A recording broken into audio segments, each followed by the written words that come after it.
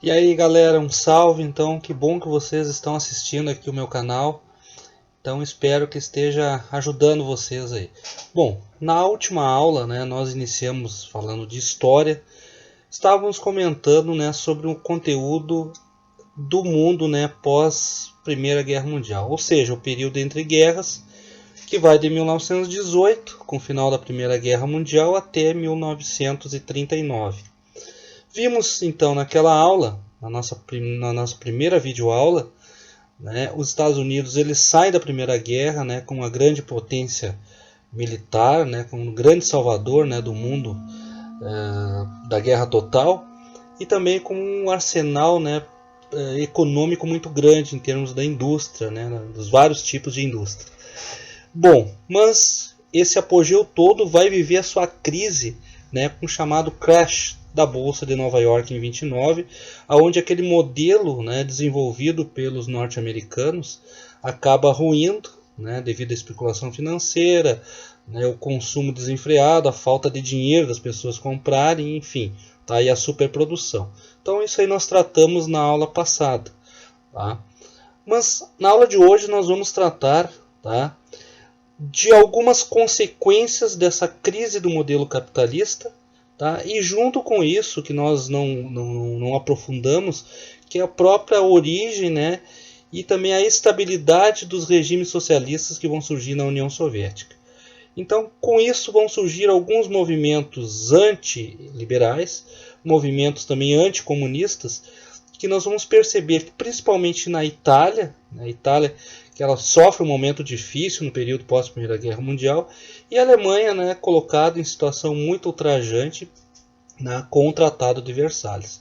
Então esse é o objetivo da nossa aula de hoje.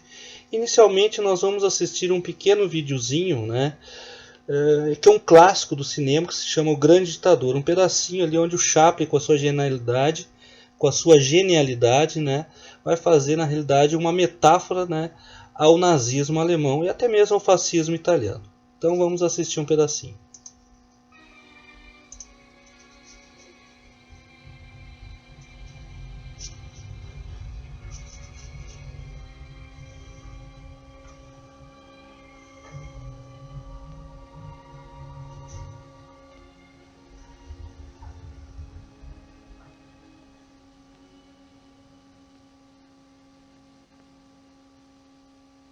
I'm sorry.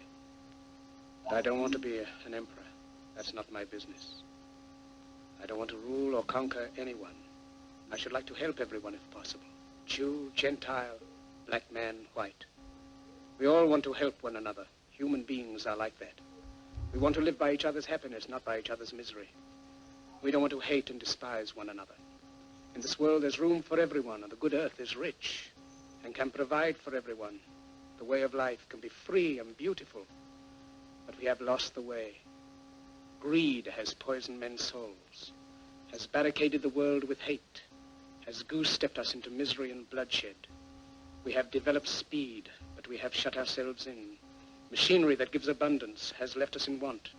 Our knowledge has made us cynical, our cleverness hard and unkind. We think too much and feel too little. More than machinery, we need humanity. More than cleverness, we need kindness and gentleness. Without these qualities, life will be violent, and all will be lost. The aeroplane and the radio have brought us closer together. The very nature of these inventions cries out for the goodness in men, cries out for universal brotherhood, for the unity of us all. Even now, my voice is reaching millions throughout the world, millions of despairing men, women, and little children, victims of a system that makes men torture and imprison innocent people. To those who can hear me, I say, do not despair. The misery that is now upon us is but the passing of greed, the bitterness of men who fear the way of human progress. The hate of men will pass, and dictators die, and the power they took from the people will return to the people. And so long as men die, liberty will never perish. Soldiers, don't give yourselves to brutes, men who despise you, enslave you, who regiment your lives, tell you what to do, what to think, and what to feel, who drill you, diet you, treat you like cattle, use you as cannon fodder. Don't give yourselves to these unnatural men with machine minds and machine hearts. You are not machines. You are not cattle. cattle. You are men. You have the love of humanity in your hearts. You don't hate. Only the unloved hate. The unloved and the unnatural. Soldiers, don't fight for slavery. Fight for liberty. In the 17th chapter of St. Luke it is written, the kingdom of God is within man, not one man nor a group of men, but in all men, in you. You, the people, have the power to create machines, the power to create happiness. You, the people, have the power to make this life free and beautiful, to make this life a wonderful adventure. Then in the name of democracy, let us use that power. Let us all unite. Let us fight for a new world, a decent world, that will give men a chance to work, that will give youth a future and old age a security. By the promise of these things, brutes have risen to power, but they lie. They do not fulfill that promise. They never will. Dictators free themselves, but they enslave the people. Now let us fight to fulfill that promise. Let us fight to free the world, to do away with national barriers, to do away with greed, with hate and intolerance. Let us fight for a world of reason, a world where science and progress will lead to all men's happiness. Soldiers, in the name of democracy, let us all unite!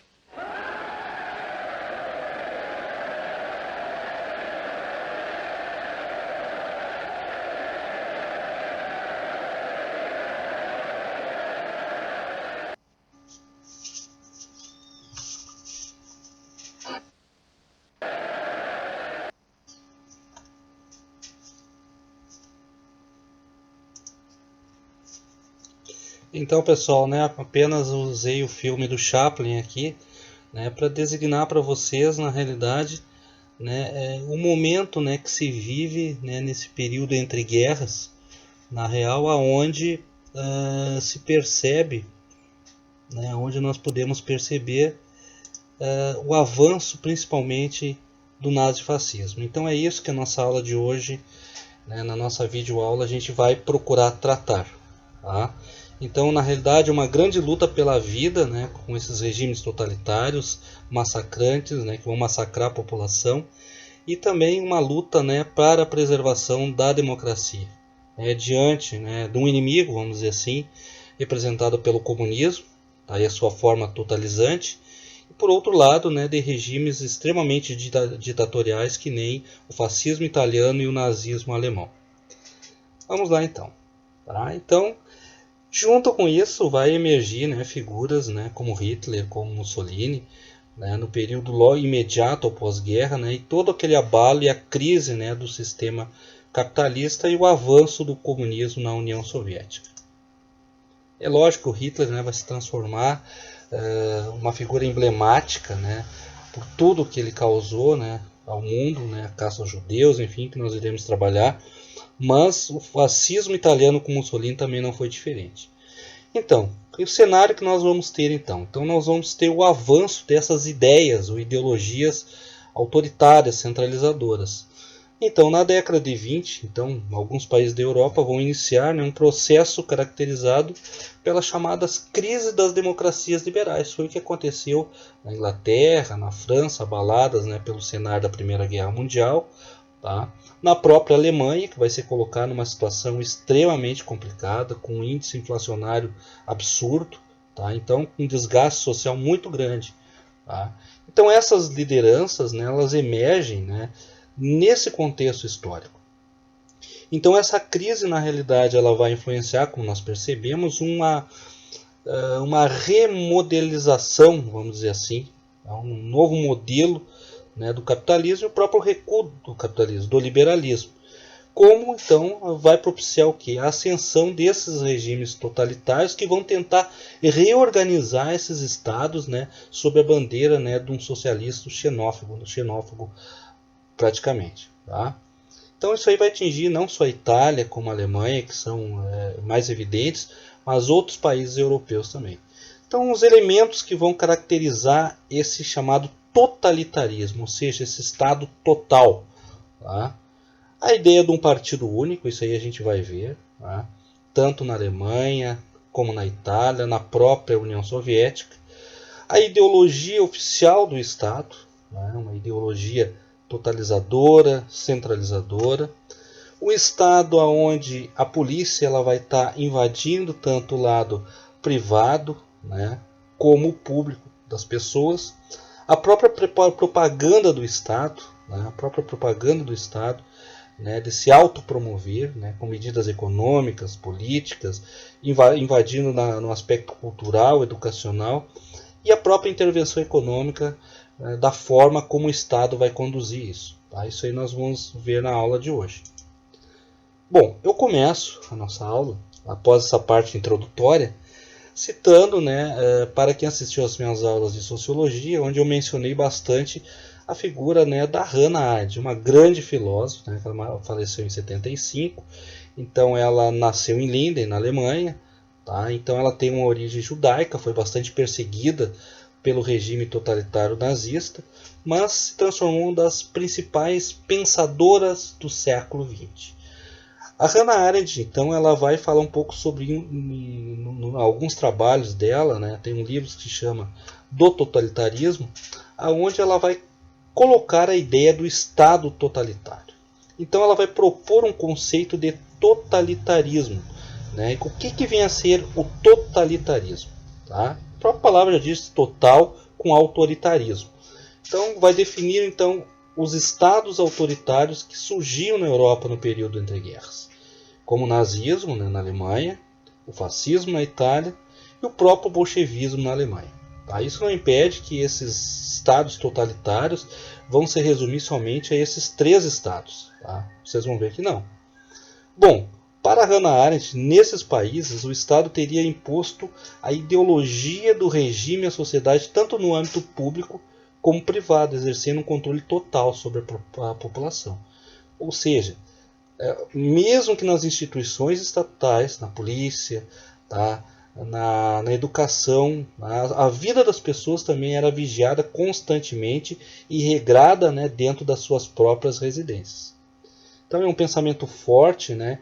Então, quando ela escreve o livro do totalitarismo, ela consegue, né, fazer uma crítica muito fervorosa então a todos esses regimes. Bom, o tal de nazifascismo na realidade. Então é um termo que a gente junta aqui para unir os dois modelos, né, que mais aterrorizaram o mundo nesse período entre guerras, que vai ser mais intenso, né, no período da Segunda Guerra Mundial, que depois nós iremos tratar em outras videoaulas. Então, o nazismo alemão e o próprio fascismo italiano. Tá? O nazi, tá, para ficar claro para vocês, tá? O nazi, ele vem, ou seja, é a união de termos que a gente pode traduzir no chamado nacionalsocialismo. Tá? Nacionalsocialismo.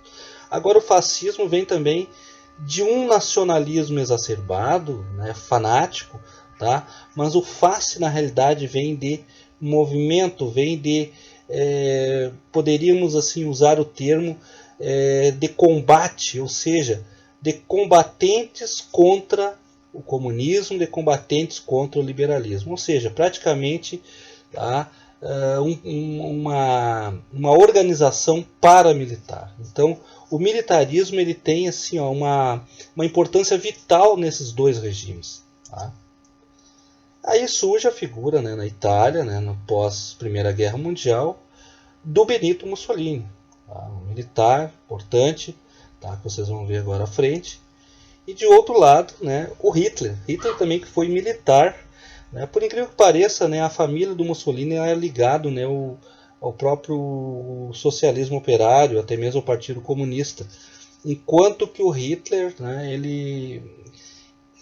na realidade, ele combate na Primeira Guerra Mundial como cabo, ele é austríaco, tá? E tenta uma vida artística, né, na Faculdade de Belas Artes, né, na Áustria, em Viena. Aí não dá certo, daí ele acaba indo para a Alemanha.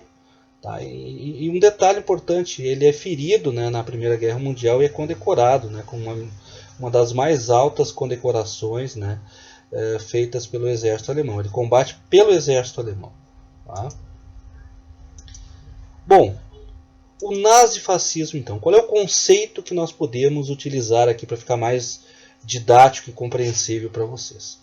Então, seria um modelo de governo totalitário, característico de alguns países do período entre guerras, então 18 a 39. Tá? Então, são estados unitários, na figura centrada, né, de um líder com projeção, um salvador que vai tentar salvar aqueles países em crise, mas que vai adotar um tipo de Estado totalizante, onde toda a vida dos cidadãos é regrado, tá, nas suas mais diversas formas, pelo Estado e suas instituições.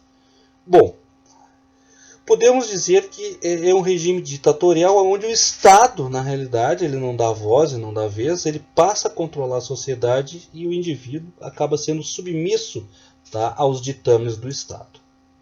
Então, países como a Itália, a Alemanha, Portugal, etc., adotaram essa perspectiva, né, durante esse mundo que vive uma crise, né, saliento para vocês, uma crise do modelo capitalista e também o surgimento de uma nova possibilidade, uma nova visão de mundo, que é o Estado socialista emergente na União Soviética. Características básicas então, pessoal. Vamos lá. Primeiro, o chamado ultranacionalismo, ou seja, o exagero do nacional. Tá? Então, o nacionalismo exacerbado dentro dos seus países. Né? O meu sentimento absurdo de pertencimento é eu ser alemão, eu ser italiano, ou seja, eu pertencer ao meu país. Né? Uma aversão ao estrangeiro na realidade. O totalitarismo, né? O Estado, né? Gerenciando tudo e controlando a vida das pessoas, como eu já falei, tanto no aspecto público como privado. O militarismo é uma característica bastante importante. Por exemplo, o fascismo ele vai surgir no meio militar. E no nazismo vai ter um apoio fundamental, até mesmo porque o Hitler vai reconstruir, né, todo, né, o chão de fábrica bélico na Alemanha. O anticomunismo, então, contrário à doutrina comunista. Um outro aspecto é o antiliberalismo, ou seja, aquela questão, né, do Estado não intervir na economia, dando ampla liberdade, a livre concorrência, o livre comércio, aquela coisa toda. Também é um canal, vamos dizer assim, contrário a essa perspectiva nazi-fascista. E a outra questão é a questão do partido único, grande partido, gerenciando, né, a vida e garantindo a governabilidade desses estados. O culto ao líder, né, daí usar um termo lá do Weber, né, na sociologia, né, através da sua dominação diante de um período de crise, nós vamos ter a figura, né, do Duce, né, no caso o Mussolini, tá, e do Führer, no caso aqui o Hitler. Tá. São os dois grandes guias, né, que vão guiar a vida, né, para o progresso desses países que vivem a sua ruína. Bom, a propaganda governamental é um aspecto extremamente importante que vai garantir, né, a estabilidade, tá, a organização dentro do Estado e manter as pessoas confiantes naquilo que está se fazendo, mesmo que seja uma barbárie. Inclusive existe uma frasezinha, né, do Hitler, tá? O Hitler tem uma ideia quando ele fala na questão inclusive da arte. Tá? A arte na União Soviética, né, ela teve uma importância muito grande como forma de propaganda e forma de controlar culturalmente as pessoas. Aí tem uma passagem, né, que o Hitler, né, ele coloca, né, que a inspiração na realidade para fazer do Estado uma obra de arte ele vinha da Itália fascista. Então muitas coisas que vocês vão perceber da Alemanha nazista, elas nascem da Itália fascista de Mussolini. E também da própria União das Repúblicas Socialistas Soviéticas, que foram tão condenadas pelo nazismo. Então o Hitler, né, ele vai admitir, né, então ele tem uma passagem, né, em Mein Kampf, que é o livro que ele vai escrever quando ele está na prisão, que ele vai dizer o seguinte, ó, eu muito aprendi do marxismo. Confesso, sem meias palavras, não de sua enfadonha doutrina social e do materialismo histórico. Esse tecido de absurdos, mas seus métodos me instruíram. Quais os métodos que instruíram? Né? O socialismo, né, de fazer da arte uma propaganda, tá? E a própria propaganda em si como sendo um dos métodos mais eficientes para a disseminação da doutrina socialista. E disso o Hitler, mesmo não concordando com o materialismo histórico, ele vai acabar se utilizando. Tá? A educação dirigida, né, orientada pelo Estado, né, as pessoas apreendendo, tá, somente aquilo que deveriam aprender para enaltecer a figura, né, do Duce, tá, ou do Führer, enfim. Tá? O racismo, né, no caso do nazismo, tá? Que vai ser uma perspectiva bastante revoltante, né? E nós percebemos ali naquela passagem do Chaplin, né? O Chaplin, inclusive, maravilhoso, né? Um gênio, ele vai fazer uma crítica muito dura de tudo aquilo que é contra o que prega, né, um ditador como o Hitler, no caso. É um grande filme, né, do Chaplin. E o expansionismo territorial, né, o chamado espaço vital, que é uma palavra-chave, né, principalmente para entender o nazismo. Tá? Essa busca de anexação de territórios, tá? Né, onde as pessoas fizessem parte de uma raça suprema, evolutiva, como nós vamos ver. Então, era necessário o quê? Um território maior, aonde a população fosse formada somente por essa raça extremamente superior, conforme defendia o Hitler.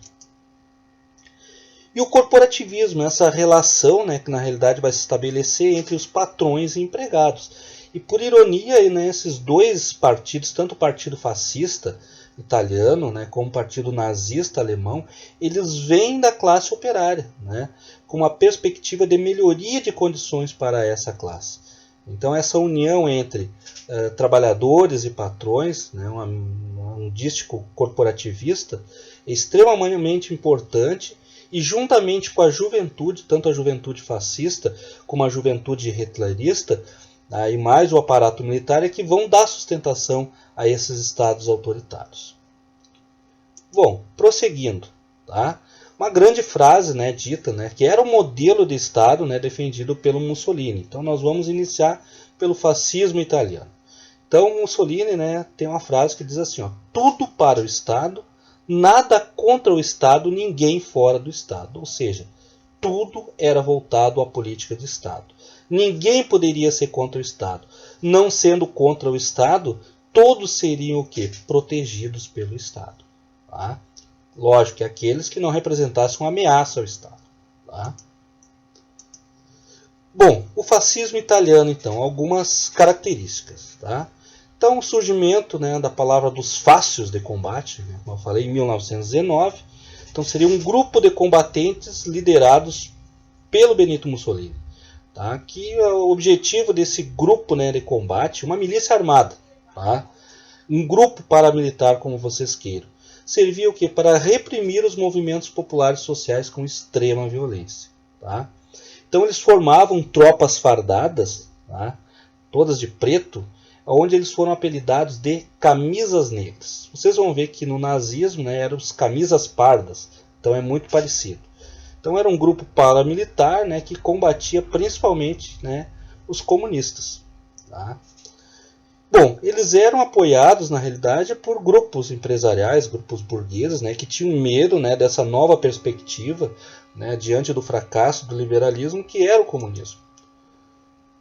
Então, na década de 20, né, na primeira eleição que teve, na realidade, houve um fracasso por parte do partido do Mussolini, mas a pressão depois foi tão grande, diante da própria crise que a Itália vivia, né, após a Primeira Guerra Mundial e a própria crise do capitalismo, que esse partido, na década de 20, vai se transformar no Partido Nacional Fascista. Tá?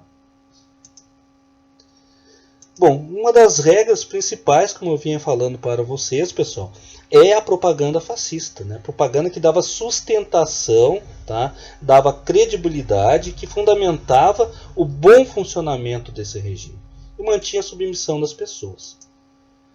Bom, aí é um fato importante. Em 1922 ocorre a chamada Marcha sobre Roma. Então 50 mil camisas negras marcham exigindo a colocação de Mussolini no poder. Na Alemanha nazista, gente, tá? Isso aí também quase aconteceu, tá? Numa tentativa do Hitler realizar marcha sobre Berlim. Tá? Mas isso é uma outra história, o Hitler vai acabar sendo preso e não ocorre essa marcha. Mas em 22, tá? O Mussolini, né, liderando esses 50 mil camisas negras, ele consegue marchar sobre Roma, exigindo, né, na realidade, a sua colocação no poder. Tá?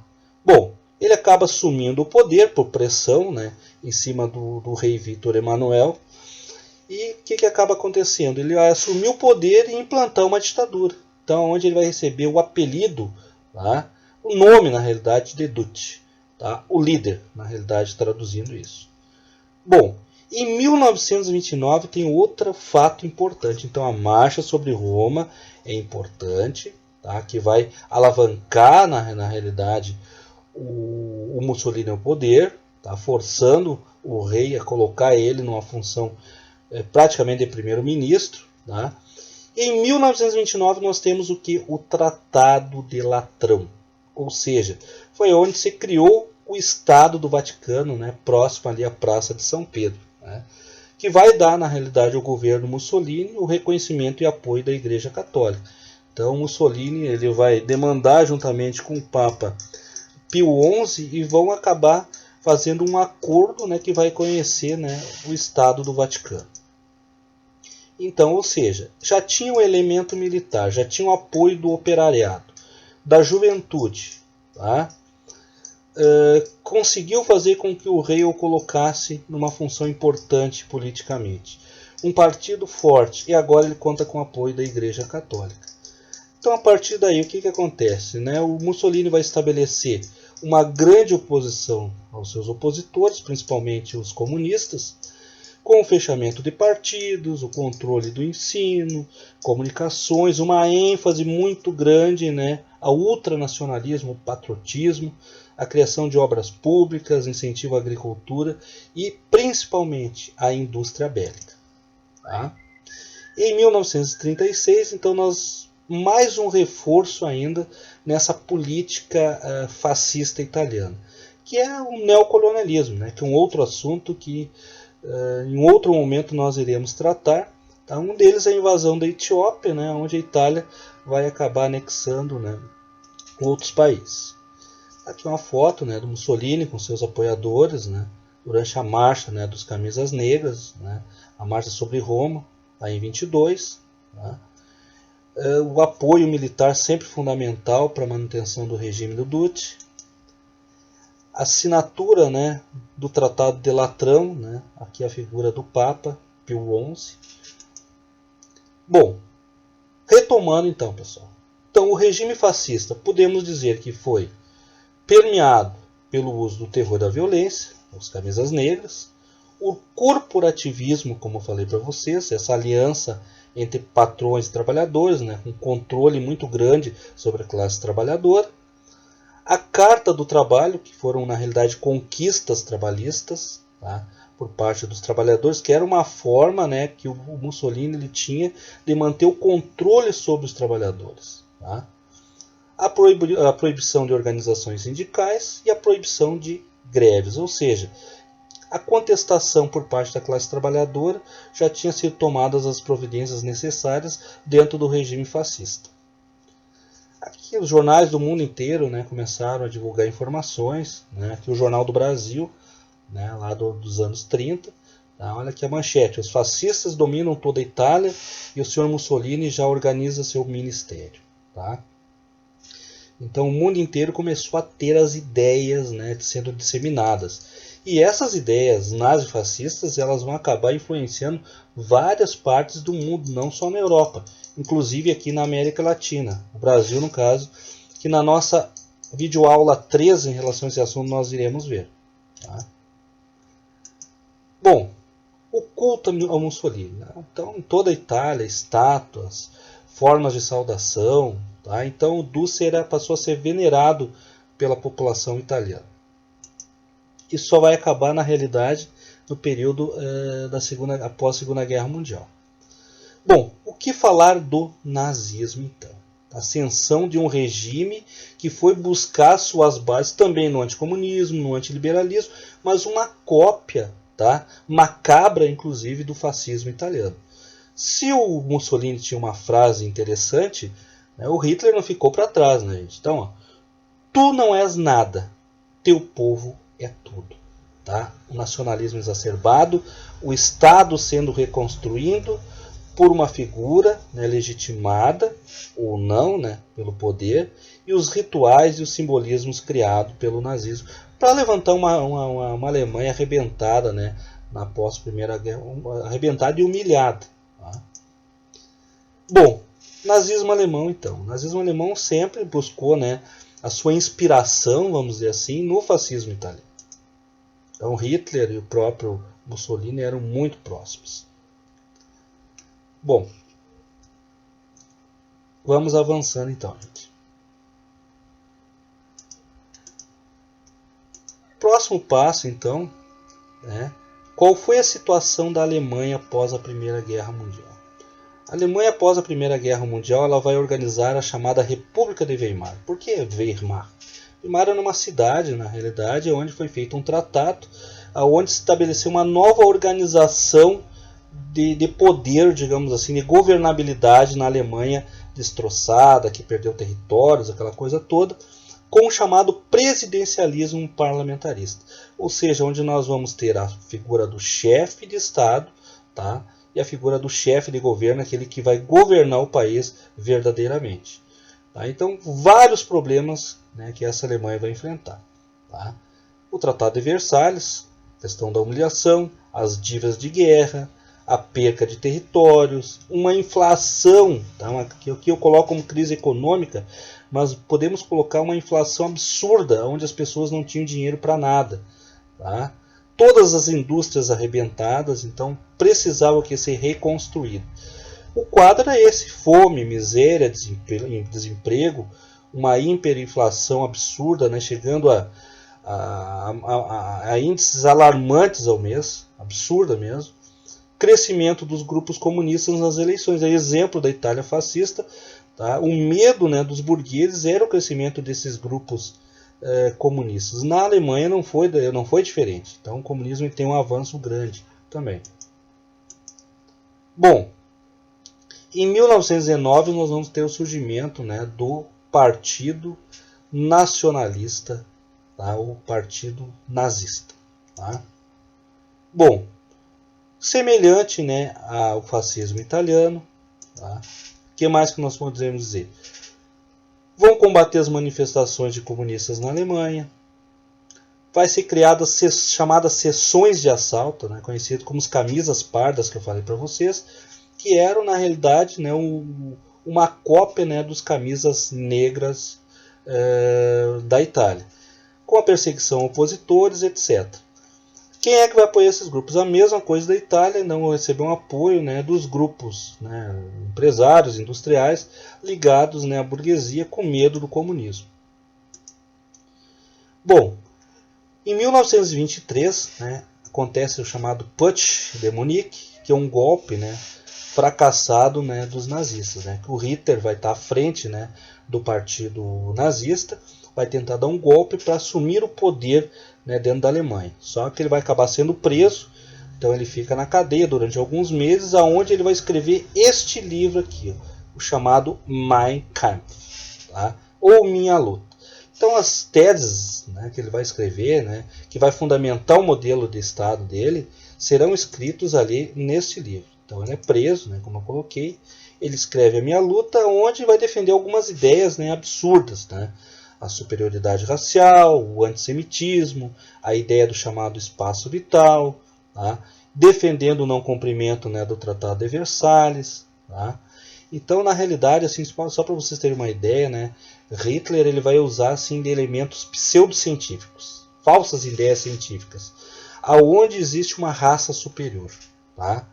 A questão do racismo alemão. Depois vai gerar nos campos de concentração, na própria perseguição aos judeus, tá? Na conquista de territórios, como vai acontecer com a Tchecoslováquia, com a Polônia, né, durante a Segunda Guerra Mundial, aonde essas pessoas, a raça superior, deveriam habitar.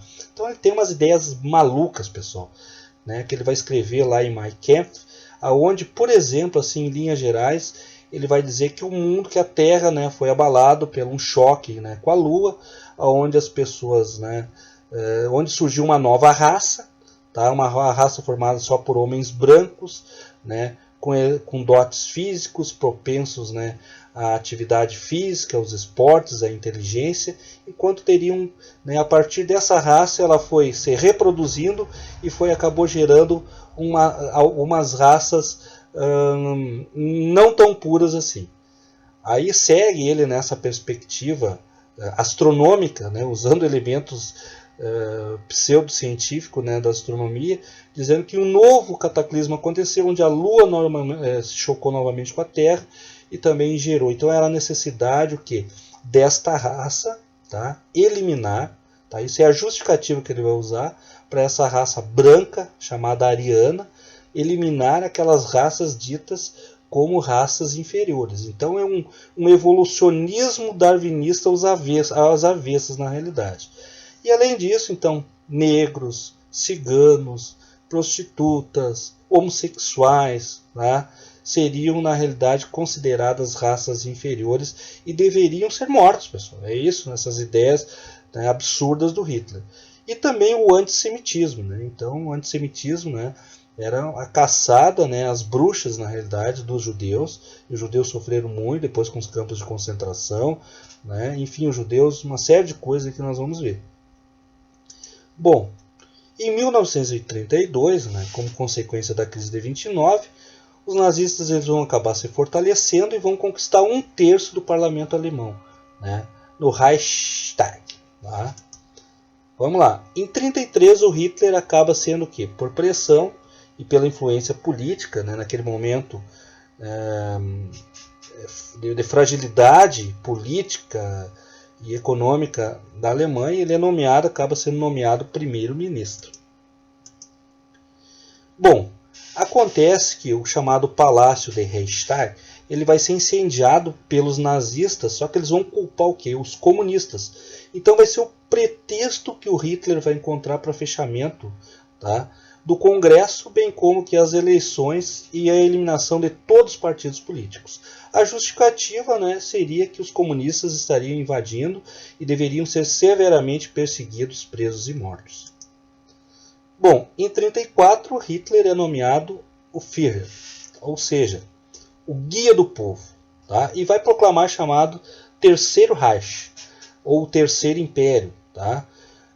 Só um exemplo, o Segundo Reich ele marca, né, da unificação alemã até a Primeira Guerra Mundial. O chamado Terceiro Reich, o Terceiro Império, ele viria, né, a partir da Primeira Guerra Mundial, com Hitler ascendendo ao poder, até o final da Segunda Guerra Mundial. São os períodos, né, delimitados aí, pelo chamado Império Alemão. Então aqui uma foto da queima lá do Palácio de Reichstag. Tá? O Hitler depois passando em revista as tropas. E aí começa uma criação de uma série de instituições e organismos controladores, né, dentro do Estado nazista. A criação das chamadas SS, são as seções de segurança, que seria a polícia política, né, para crimes políticos, e a famosa Gestapo, que seria a polícia secreta. Então ambos, na realidade, né, eles foram criados para perseguir aqueles que se opunham, né, ou ameaçavam, né, o regime, né, que pudessem comprometer a estabilidade do regime. Em 35, né, criadas as famosas leis de Nuremberg, que vai ser oficialmente, né, o início das perseguições aos judeus. Tá? Por exemplo, restrição da cidadania e dos direitos aos judeus. Os judeus não poderiam nem se casar com alemães. Tá? Fechamento de vários comércios, né, que eram, né, de propriedade de judeus. Em 1938 vai ter a chamada Noite dos Cristais, né, onde cerca de 5.700 estabelecimentos judaicos, tá, inclusive igrejas, vão ser depredados, tá, com um prenúncio, né, de um posterior holocausto, que depois nós vamos estudar, que acabou acontecendo nessa caçada implacável, né, que o Hitler, né, vai causar, né, aos judeus. Tá? No próprio filme, né, naquele trechinho que nós assistimos ali do Chaplin, né, ele coloca essa questão, né, da humanização, da liberdade das pessoas, da dignidade humana, tudo que o Hitler acabou não fazendo. Bom, o regime nazista então, quais são as suas principais características? Primeira coisa, a superioridade da chamada raça ariana, a raça branca, a raça pura. Tá? Todas as demais não eram.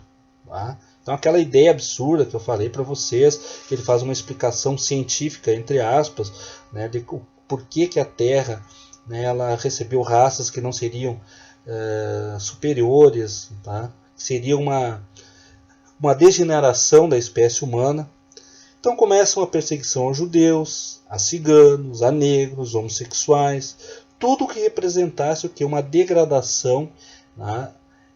Uma degradação dessa raça superior.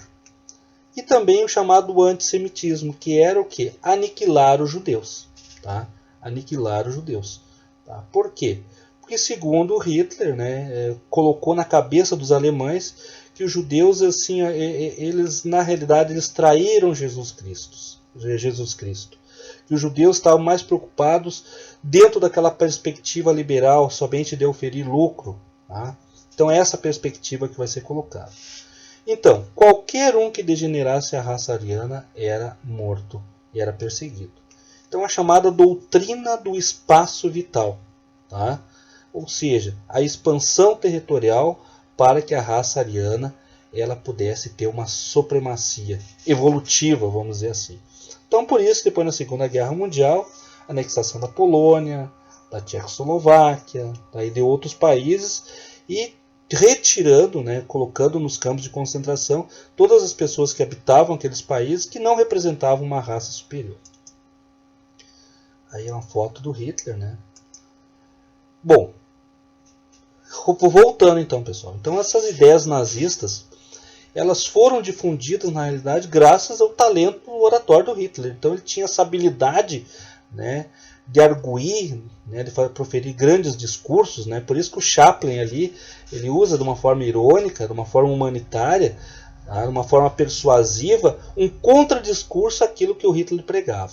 Tá? Mas a propaganda na realidade, né, foi grandiosa, né, para a difusão do nacionalismo, né, da superioridade ariana e de todos esses elementos, né, que garantiam essas principais características, né, do regime nazista. Então, o uso de meios espetaculares, né, para influenciar a opinião pública e atrair o apoio da sociedade, né, aos projetos nazistas.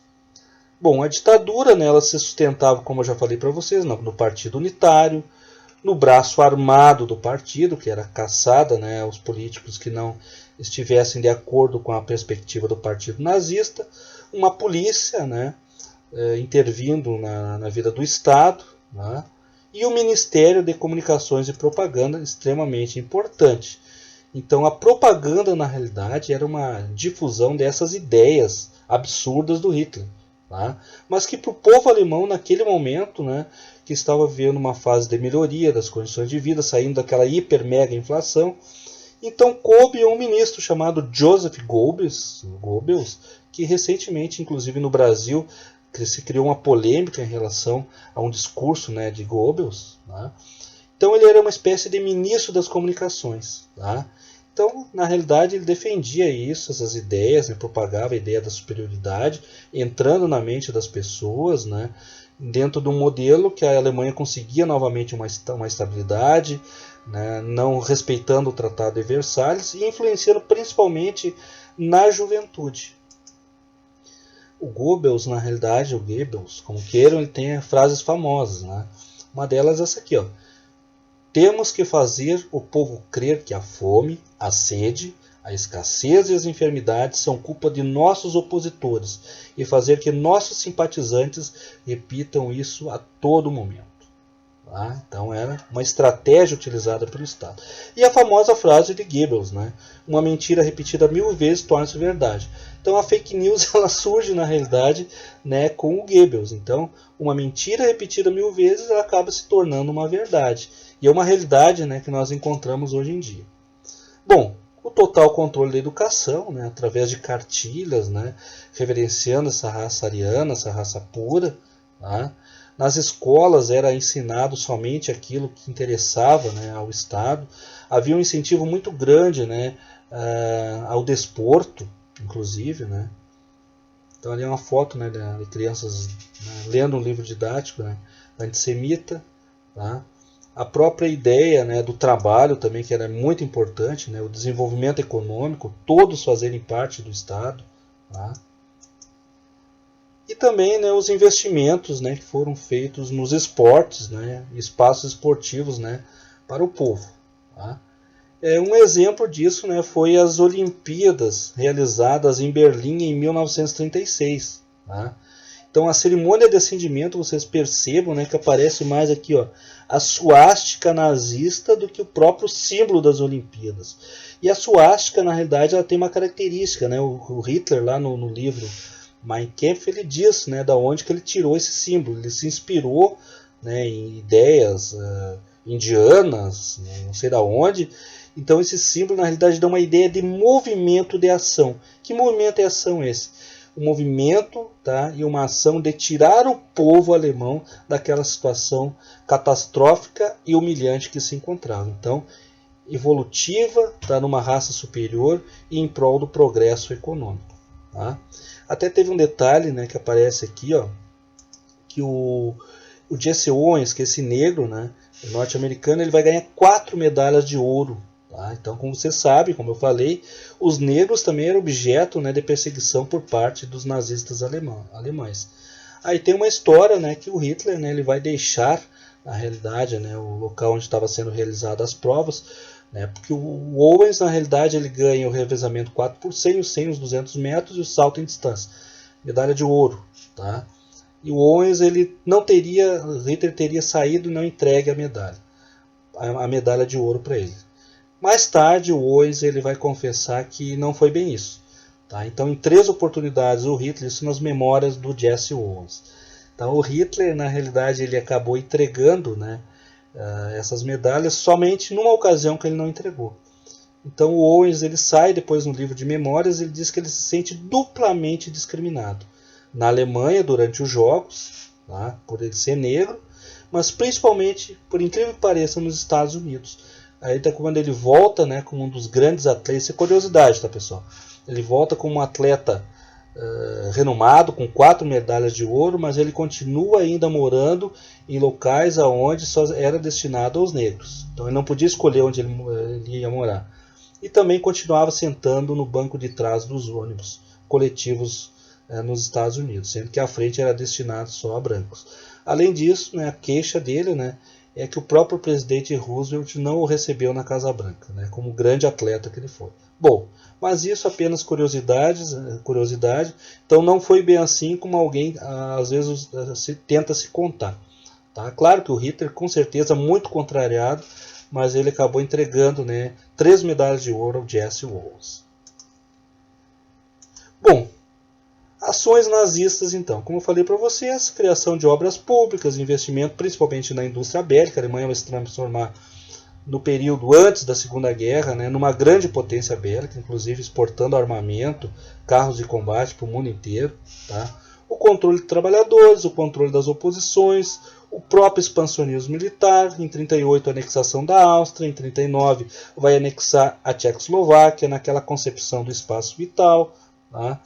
Em setembro de 1939 ocorre a anexação da Polônia, né, que na realidade vai culminar com a Segunda Guerra Mundial, com a entrada da Inglaterra e da França, né, declarando guerra à Alemanha. Então nós estávamos prestes a um novo conflito armado, que foi adiado há alguns anos, e o que agravou devido às próprias crises, né, do sistema liberal capitalista e também a ascensão desses regimes ultranacionalistas. Né?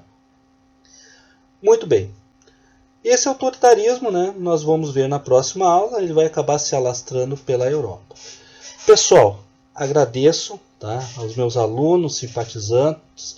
Se vocês acharam que ajudou, né, deixem aí uma like e recomendem, né, o meu canal para outras pessoas, né, para que possam, né, terem acesso, tá, a também um material que fala um pouquinho sobre a história geral. Tá? Muito obrigado e até a próxima videoaula.